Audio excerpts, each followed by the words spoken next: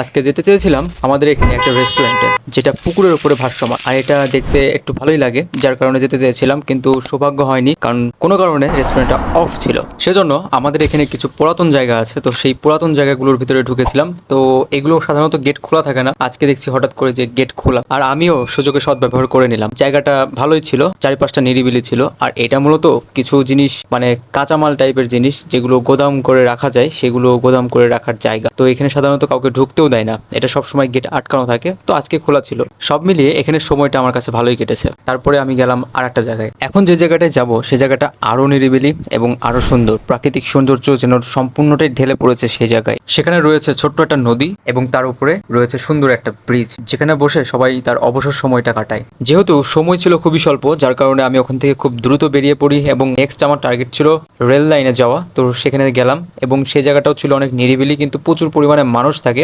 আর rail লাইনে মানুষ থাকবে এটাই স্বাভাবিক, আর এটা দেখতে ভালোই লাগে। তো আমি হাঁটতে হাঁটতে অনেক দূর চলে গেছিলাম, যার কারণে বাসায় ফেরার পথে আমার অটো লেগেছে আসতে, কারণ সেখান থেকে হেঁটে ফিরতে ফিরতে বলতে গেলে একদম সন্ধ্যা হয়ে যাবে। আসার পথে একটা পিঠা দেখতে পেলাম, তাই পিঠাটা খেলাম, ভালোই ছিল পিঠাটা। আজকের মতো মিনি ব্লগটি এই পর্যন্তই। যদি ভালো লেগে থাকে তাহলে অবশ্যই লাইক করবেন, কমেন্ট করবেন এবং সাবস্ক্রাইব করে আমার পাশেই থাকবেন।